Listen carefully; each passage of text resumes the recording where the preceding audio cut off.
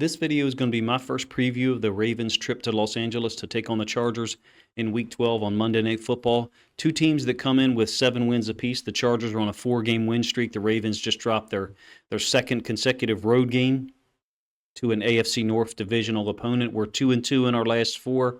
I'm going to focus this preview on the Chargers' offense, what it is, how similar it is to some of the things the Ravens still run. I guess you could call them Greg Roman leftover concepts. And then what the Ravens defense showed last week against the Steelers, can it carry over against a Greg Roman offense that has some similarities to what conceptually to what the Steelers try to do often, which is run the football, don't turn the football over, and win the game behind a stout defense. So let's talk about the Chargers offense and some stats first. They are at 22 points per game, 7-3 this year. All 3 of their losses have been very close. They lost on the road in Week 3 to the Steelers in a game that was 13-10, and then Justin Herbert leaves injured. He had, I believe he had missed 2 practices that week leading up to the Pittsburgh game, so there was some question about whether he would play. So all 3 losses are very close, but they also carry some similarities or a theme across them, and it's the offense was held down, specifically the run game.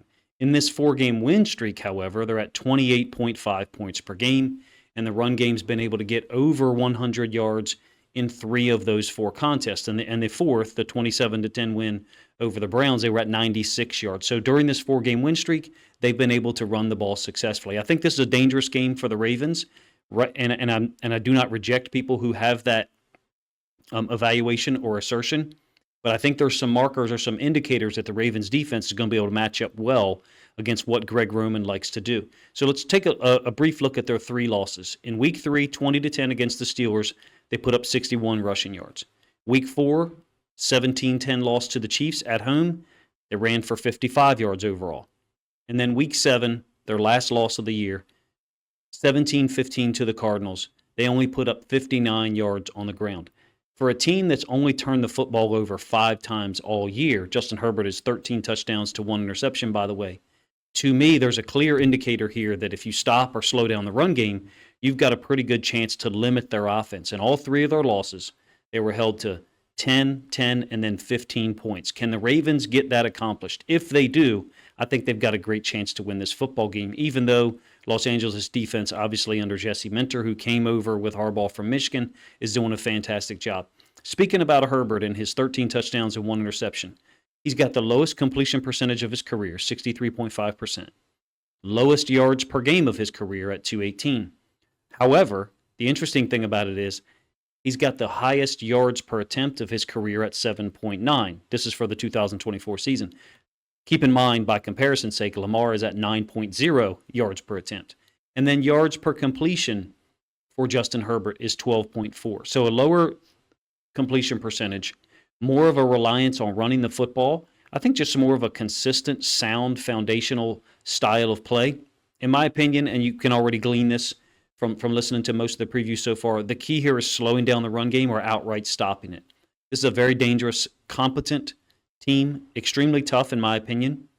Look, they're 2-1 against the AFC North, and if Herbert isn't dealing with an injury against the Steelers, it's quite possible that they're 3-0 at this point. I do want to point out that there's a lot of similar play concepts, and we'll probably start the video there, and then I'm going to focus on Herbert, Ladd McConkey, Quentin Johnston, and of course, J.K. Dobbins in this video. They are at 12th in the league in rushing yards per game, 121. In my opinion, just as a projection here, I think the Ravens have got to hold them somewhere in the 85 to 105 range, maybe 110. And that's assuming no turnovers either way. If we were able to be +1 turnovers, then you could probably add on more rushing yards for them, depending on where that turnover occurs. I think it's a huge element towards getting a win here. I do think there's something to be said, and maybe I'll explore it in this video or on Saturday morning, about the Steelers to Chargers turnaround. The quality of the defense that we faced in those back-to-back weeks, number one. The style of play, with Pittsburgh, I would say, being slightly more conservative. But we're extremely familiar with Greg Roman's scheme and the things he likes to do. And to be honest with you, I've got 3 complete game films here to utilize to conduct this film study preview, and it's strikingly similar to the things he ran in Baltimore. Let's get the film started here and talk about or display some of the similarities between what the Chargers run and what the Ravens did under Greg Roman for multiple years, and kind of still are considered holdover concepts. This is bunch A, so the running back is on the same side as the three receivers in a bunch set. And Greg Roman actually didn't run this in Baltimore, but Todd Monken clearly does. Now, multiple teams across the NFL have kind of stolen it, if you will. The pitch play, pinning down on the outside linebacker or defensive end, and then pulling at least one offensive lineman, if not two. Now, I do wonder about this particular play, like how effective is this going to be when you're creating this huge gap once this receiver motions out? I think it's McConkey. Once he motions out of here, how much of a space there is. I mean, credit to Patrick Queen. He just recognizes, okay, there's bunch. Running back is on that side. I'm going to go. And he just disrupts the whole thing, forces JK to cut it back. It's not like it's a hugely successful play, but the point of this first portion of the video is to show you some of the similarities in what they are running that Greg Roman ran in Baltimore. And then, in fact, some of these we still retain. We actually ran this play last week, a very similar concept. This is one of his cover 3 beaters out of 22 personnel. I don't know how many Pat Ricards they have, 42, 44. They both look like they're utilized in a similar fashion to Pat Ricard. But essentially, you're reading the free safety and trying to stick one of these throws in there between the corner and the free safety. And once Herbert gets to his back foot, he's throwing the ball now. This is one of the things I want to point out to Ravens fans is that he's willing or able to throw the ball a little bit sooner than other quarterbacks that we have faced this year. I would say from the standpoint of when he's willing to throw the football, when he can recognize how quickly he recognizes it and then gets the football out. He reminds me of Jared Goff in that he can see things happening maybe a little bit sooner than other quarterbacks. In this case, he's looking off the free safety. I'll give you the end zone angle again in a moment. And you can see he gets that throw in there to the tight end. It's designed to beat a cover 3. So the Chargers must have had some kind of idea that the Bengals were going to be in cover 3 against 22 personnel. You can see the two vertical routes that are essentially dividing or splitting this free safety. Herbert's got his back foot in the ground already, and he throws the ball. Look, he'll throw the ball before the tight end even clears that inside linebacker level. It's a big football team. When you look at their offensive line from the end zone angle, they just look big. I mean, they're all big in the NFL quite clearly, but some of the teams that they face that we have, I find myself looking at them and thinking we didn't outsize them in that manner. So this is like a physical football program. I mean, right in line with everything that both of the Harbaughs like to do. But that's a holdover concept that Greg Roman, look, Mark Andrews has touchdowns on that concept. Nick Boyle had a catch against the Colts on the road in 2020 on that concept. Hayden Hurst had a catch, I believe, 2019 on that concept, using 22 personnel to run to run essentially 4 verticals, but split the free safety with 2 of them.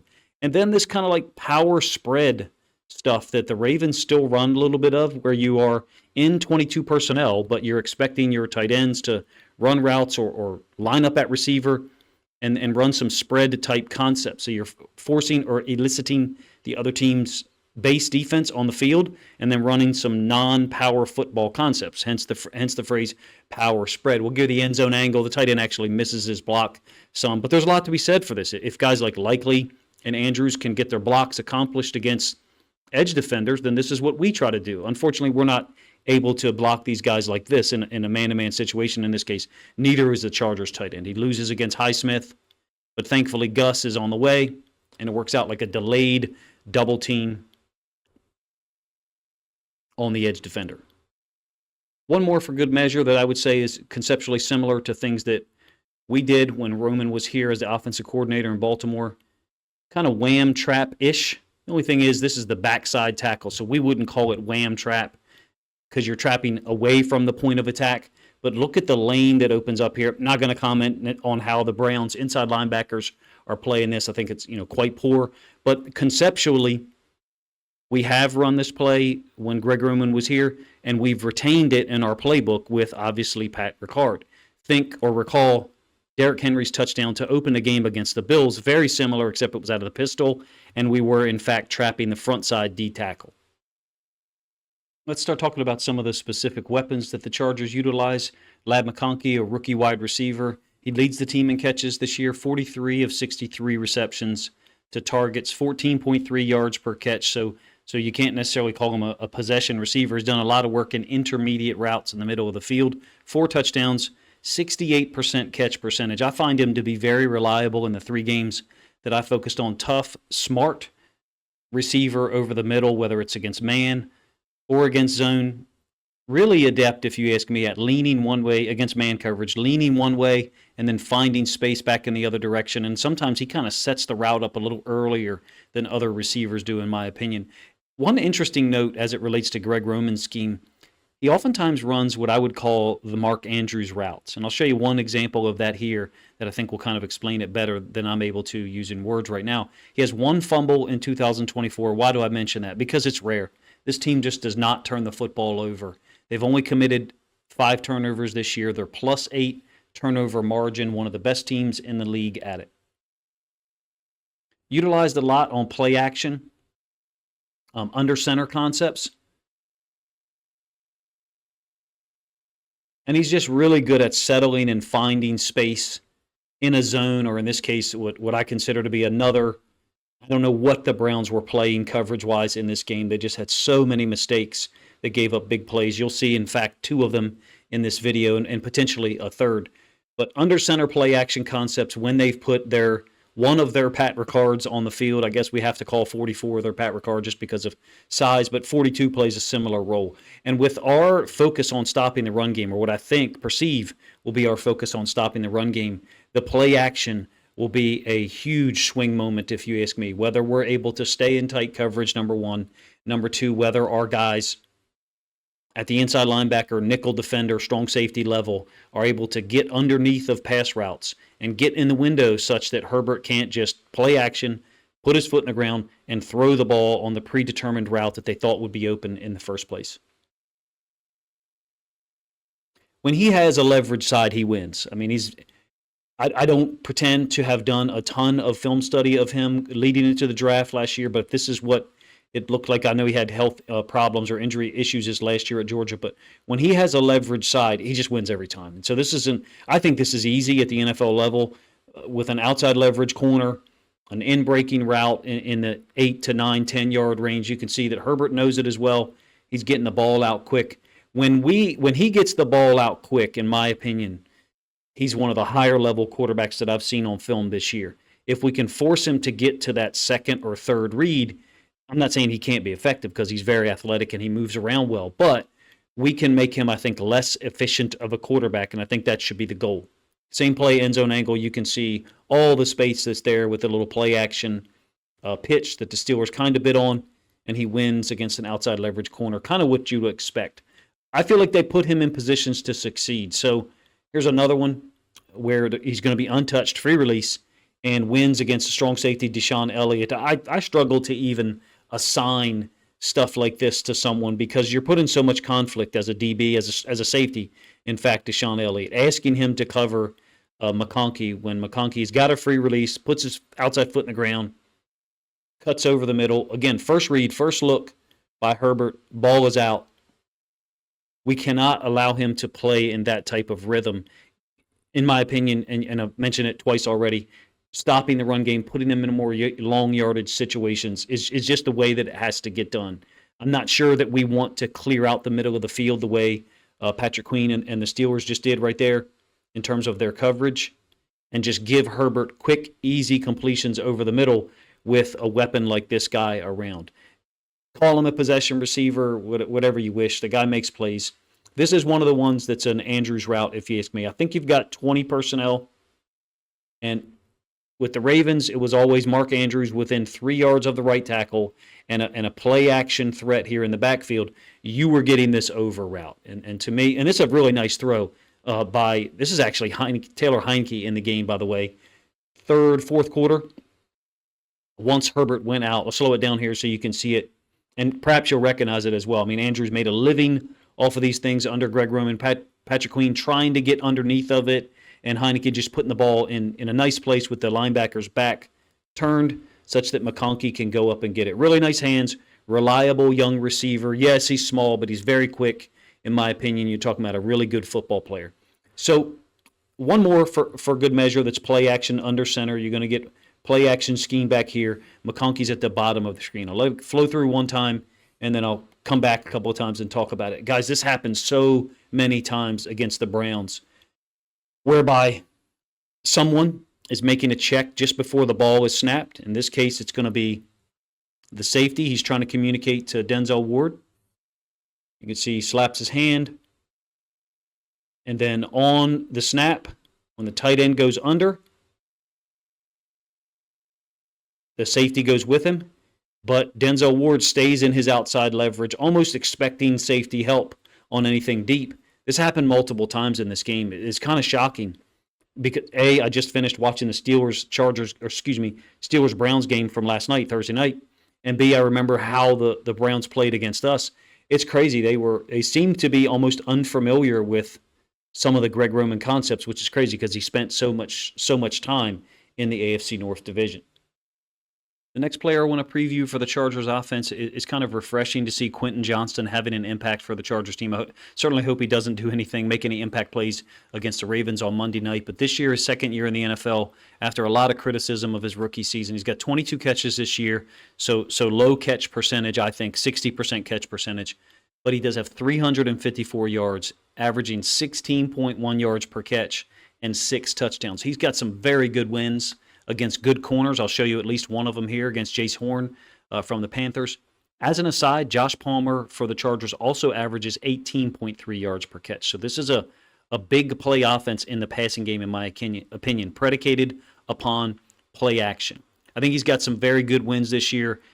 Certainly has a lot of speed, a vertical threat at times, up the field, outside the bottom of the numbers, but also utilized on a ton of crossing routes, deep over concepts. Because of his speed, because of his long stride, he's able to get to the other side of the field perhaps quicker than defenses can recognize it. And to be honest with you, just a number of blown coverages by AFC North secondaries that is just crazy to watch. So we'll get to the film here for Johnston.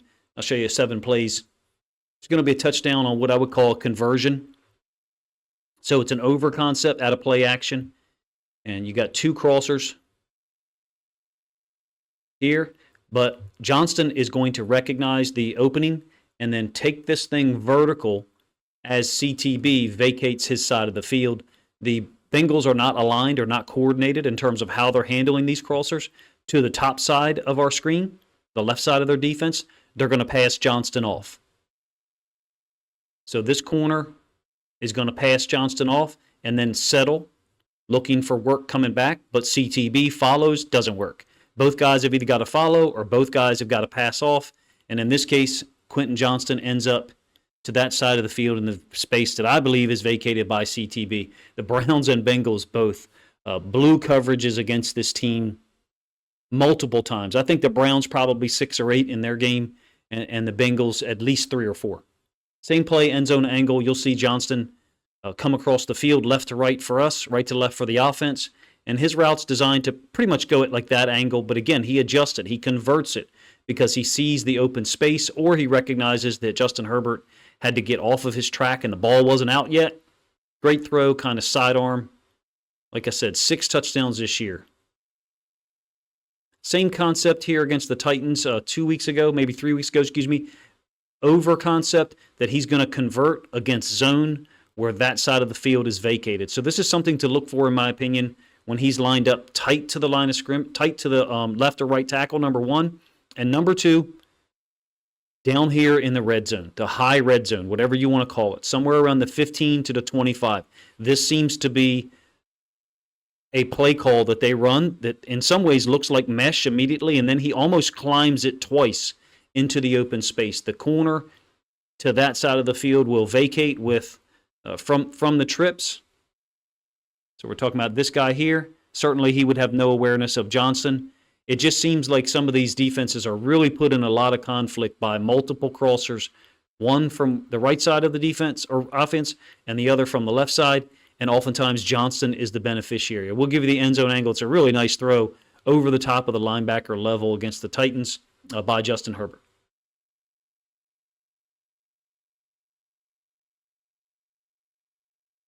You can see that he comes back to him here on this one. He's Looked over here, I believe, at two different things. So I think he's gone 1-2, whatever it is. Those guys coming from the bunch side, the right side of the offense, left side of our screen, and then over the top of the linebacker level, an absolute strike. He's averaging 16 yards per catch this year, making big plays, particularly in the red zone. Top side of the field, wide open on this cross against the Panthers. One of his 2 touchdowns in week 2. I think it was like a 26-3 win that the Chargers had in Carolina. I mean, they started off the year hot. 22 points in week 1. J.K. Dobbins playing well. 26 points in week 2. You can see that you've got tight end, release and late, holding someone at the linebacker level. Same concept. Wide receiver from one side of the field crossing. Wide receiver from the other side of the field crossing. Defense not aligned, not coordinated, and handling it in a consistent manner. They've passed off Johnston, they being the DBs on this side of the field. Meanwhile, this corner has followed, I think that's Palmer, number 5. And Johnston ends up being wide open. Can't allow easy touchdowns like that. Got to make them earn it. Now, it's not to say that Johnston can't earn it, because here he does. This is a great rep against Horn, the Panthers. On a go ball, really nice throw by Justin Herbert, if you ask me. It is a 3rd and 10, thrown over the top. He goes and gets it, whether it's a body catch or a hands catch. I don't care. It's a touchdown, so it counts. For me, it's refreshing to see a young man having an impact a year after getting so much negative attention and criticism because of how he played or didn't perform, for that matter, as a rookie. You can see really nice catch. Horn trying to contest it. Big play from the bottom of the numbers on down. Another blown coverage here by the Browns. This will be my last play before we get to the portion of the film that'll be fun and most difficult to watch, and that's J.K. Dobbins. But the Browns are just not aligned here at all. I think this looks like cover 3, or it should be some version of cover 3.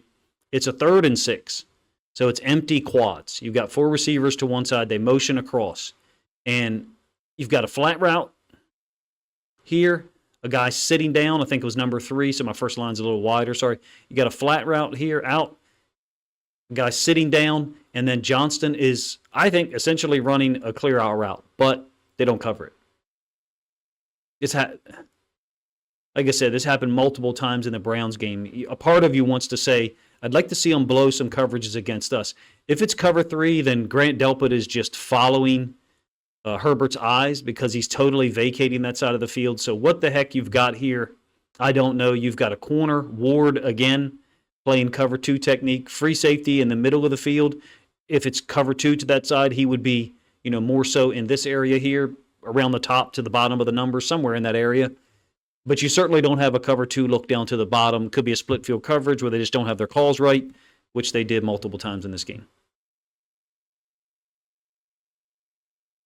I would say the Ravens have got to avoid allowing Johnston free releases, and we got to be really tight with our coverages because he is the guy on this offense, if you ask me, who can take one play to the house and score from 40, 50, 60, or 70 yards, and that's the type of thing we cannot allow if we want to go into Los Angeles and win this football game. Going to play, I think, well against the run, limiting big plays. To me, the first guy you have to talk about when you want to limit big opportunities for the Chargers is Quentin Johnston. Finally, the last piece of the Chargers offense that I want to preview is J.K. Dobbins. He's still only 25 years old. That's the amazing thing. I don't know about you. I'm glad to see him perform, glad to see him stay healthy. He's got 152 carries already to this point, which I think is pretty remarkable. 15 carries per game, more than he ever had in his career. So Greg Roman and those guys, A, they know what they've got, and B, they're willing to use him without fear of risk of re-injury. He did start 2024 with 2 100-yard games, week 1 and week 2. Since then, none, not a single 100-yard game. But it would be a little short-sighted to say he hasn't been effective. There's some 11 carries for 56-yard games. There's some 10 carries for 49 where he's still providing an impact. I think when he's in the game, the Ravens have got to stop the run game, commit to it, because in my opinion, he's still inconsistent in pass pro. So their offense is a little bit more singular when he's in the game. He's got 726 yards rushing this year, 8 touchdowns. 4.8 yards per carry is the lowest of his career, along with his 152 carries. He's 25 of 29 catches, so very high percent usage in the pass game. I'd like to see the Ravens commit to stopping the run when he's in the game, particularly when they're under center. Even though he's not had a 100-yard game since week 2, he still had an impact. You see a number of runs like this one. Now, this is a touchdown against the Browns. It's a down sweep that he's perfectly suited for. The thing about J.K. that, from a running back perspective, that I've always noticed, and I'm glad is still there, is he's just good at everything. He's good at every move. I don't mean pass pro. He's good at every move, whether it's a jump cut, whether it's a spin move, a stiff arm, a little slalom run where he's trying to stay, maybe not in fifth gear, but 4.5 gear and just make a slight hedge in one direction. He's almost kind of airplaning this a little bit, but I love this concept, the down sweep, or I call it down sweep because you got a down block and then a tight end releasing up to the second level.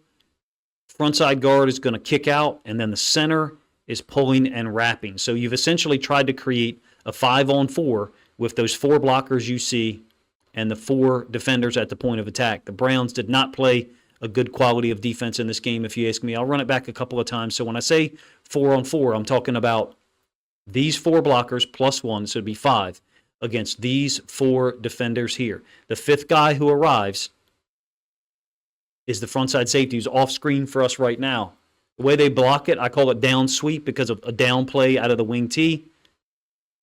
It's a brutally efficient concept into the boundary. If you've got a running back, and look, the fits are horrible here by the Browns inside linebackers. They got one guy going over the top side and the other guy going underneath. The brand of defense they played against the Chargers was downright embarrassing. His game-winning touchdown against the Bengals, I talked about this in a One-Play Wednesday video that I did earlier in the week. The backside safety is unable to get involved when the guard pulls, so numerically the Bengals end up at a disadvantage. But it's J.K. Dobbins' vision and his ability to see things and make cuts that it's at a really high level. He just does everything well. You will get the end zone angle so you can see it. He goes underneath of 79 and then brings this back out, and right around in this area, between the 25 and the 18 is where I'm talking about. He goes like 4.5 gear because he slalom runs a little bit, and then on top of that adds a stiff arm to the corner CTB, gets in the end zone with a dive. Kind of an iconic moment, man, for his career. Maybe it's tough as Ravens fans to appreciate it. Like, I think that it maybe says more about you than it does about him if you can't appreciate where he is in his career right now and what he's able to accomplish. Hopefully he doesn't run for 100 against us, but hopefully he gets to 1,200 for the year in 2024 because he deserves it. The effort level that he plays with, in my opinion, the commitment and the desire to be, one of the higher level running backs in the NFL when he's healthy. Finally, really good down in short yardage this year. I think they're a good short yardage team. I don't know that the numbers necessarily bear that out. Very similar conceptually to what we run in short yardage, a lot of power stuff, heavy personnel. JK is a finisher, in my opinion.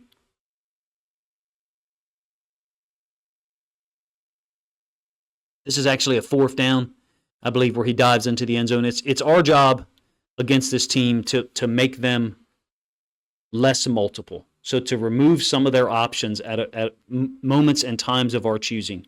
And in my opinion, when they're under center, not necessarily 4th and 1 like we showed there, when they're under center and J.K. Dobbins is the tailback, we've got to take away the run game.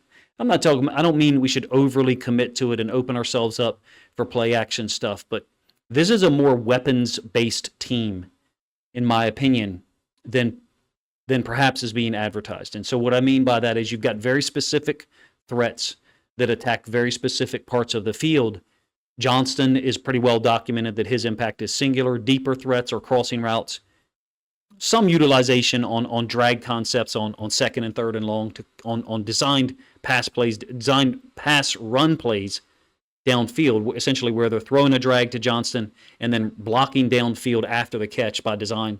But McConkey over the middle, and then J.K. as a run threat. I don't mean to minimize Gus Edwards' impact, but he just hasn't had that much impact for that team this year. I think this is a great opportunity for the Ravens defense to carry over from what we did against the Steelers, stopping or slowing down the running game at times and being more sound against the pass. The problem is the Chargers saw it. Their offensive staff saw some of our answers, And so maybe they come out and try to take advantage of some of the things we put on film against the Steelers. This is my first preview of the Ravens-Chargers matchup for Monday Night Football in Week 12. I'll certainly have another one out on Saturday morning where I try to focus on their defense a little bit more. As an aside, if you appreciate this concept, if you appreciate or enjoy this content, please consider grabbing a link to this video, sharing it out on social media to help this content have more reach.